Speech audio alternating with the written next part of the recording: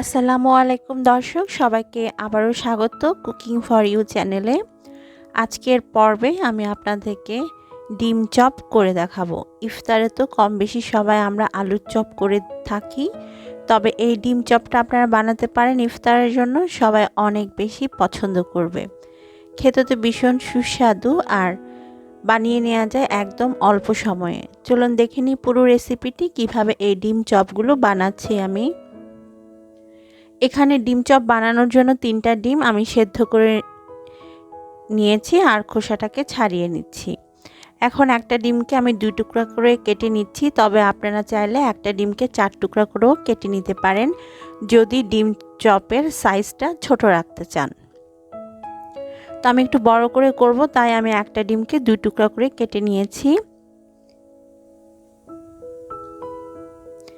এখানে আমি 3টা মাঝারি সাইজের আলু সেদ্ধ করে ম্যাশ করে নিব এখন। আর আলু গরম থাকা অবস্থাতে ম্যাশ করতে হবে, তাহলে আলু খুব সহজে ম্যাশ করা যায়। ঠান্ডা হয়ে গেলে আলু শক্ত হয়ে যায়, তখন ম্যাশ করতে একটু কষ্ট হয়ে যায়।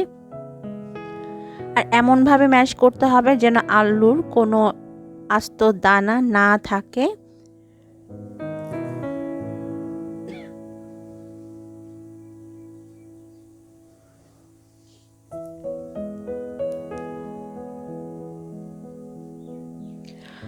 আমার আলুগুলা ম্যাশ করা হয়ে গিয়েছে। আমি খুব ভালোভাবে পটেটো ম্যাশার দিয়ে এগুলোকে ম্যাশ করে নিয়েছি।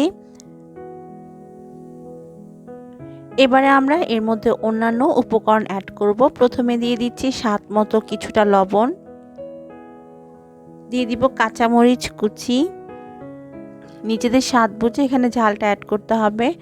হাফ চা চামচ দিলাম গরম মশলার গুঁড়া, 1 টেবিল চামচ দিলাম ঘিটা অবশ্যই দিবেন, তাহলে আলুর চপ বা ডিম চপ খেতে অনেক মজা হয়। স্বাদ মতো চিলি ফ্লেক্স দিয়েছি আর দিচ্ছি 1/4 কাপ পেঁয়াজ বেরেস্তা। ধনেপাতা কুচি দিয়ে দিলাম পরিমাণ মতো, সেই সাথে ম্যাগি স্বাদে ম্যাজিক মশলা দিয়ে দিলাম 1 প্যাকেট। এটা দিলে ডিম চপগুলো খেতে অনেক বেশি মজার হয়, তাই চেষ্টা করবেন এই ডিম চপগুলোতে এই ম্যাজিক মশলাটা দিতে। এবারে সব উপকরণ খুব ভালোভাবে আলুর সাথে মিশিয়ে নিতে হবে। আমরা সাধারণত ফাস্টফুডের দোকানগুলো থেকে যে আলুর চপ বা ডিম চপ কিনে খাই, সেরকমই টেস্ট পাবেন এই ডিম চপগুলো। এখন কিছুটা আলুর মিশ্রণ নিয়ে হাতের মাধ্যমে চ্যাপ্টা করে নিতে হবে, তারপর মাঝখানে 1 টুকরা ডিম দিয়ে দিতে হবে। এখন এই ডিমটাকে সমস্ত আলু দিয়ে কভার করে নিতে হবে, আর হাত দিয়ে চেপে চেপে একটা লম্বাটে রাউন্ড শেপ করে নিয়েছি আমি, অনেকটা সিলিন্ডারের মতো। এভাবে করে সবগুলো আমি বানিয়ে নিব।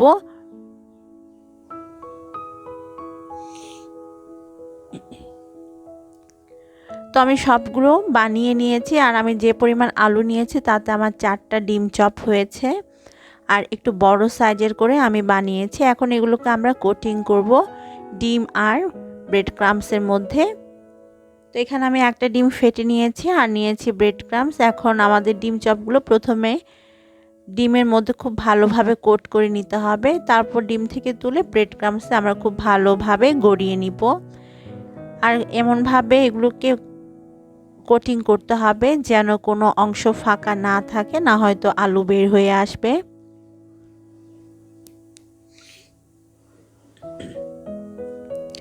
তো আমি অলরেডি একটা ডিম চপ বানিয়ে নিয়েছি, খুব ভালোভাবে কোটিং করা হয়ে গিয়েছে। এভাবে আমি বাকিগুলো কোট করে নিব।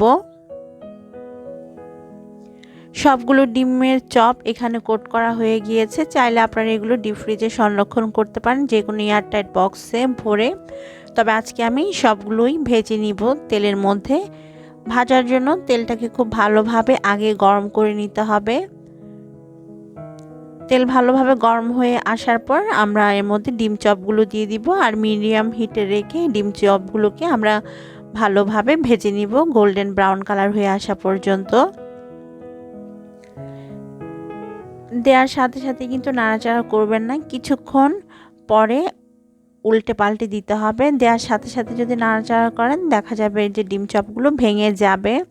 যখন এক অংশে হালকা একটু শক্ত হয়ে আসবে বা ক্রিস্পি হয়ে যাবে তখন এগুলোকে উল্টে দিতে হবে। আর উল্টে পাল্টে সুন্দর ব্রাউন কালার হয়ে আসা পর্যন্ত ভেজে নিতে হবে।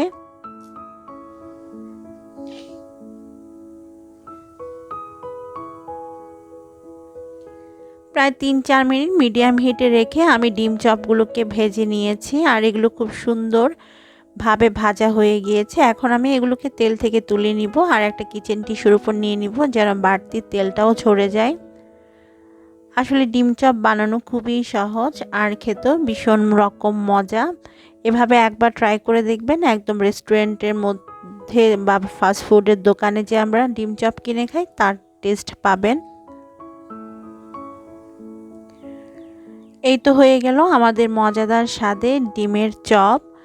আশা করছি আমার আজকের রেসিপিটি আপনাদের কাছে ভালো লেগেছে। ভালো লাগলে চ্যানেলটিকে সাবস্ক্রাইব করতে কিন্তু একদমই ভুলবেন না।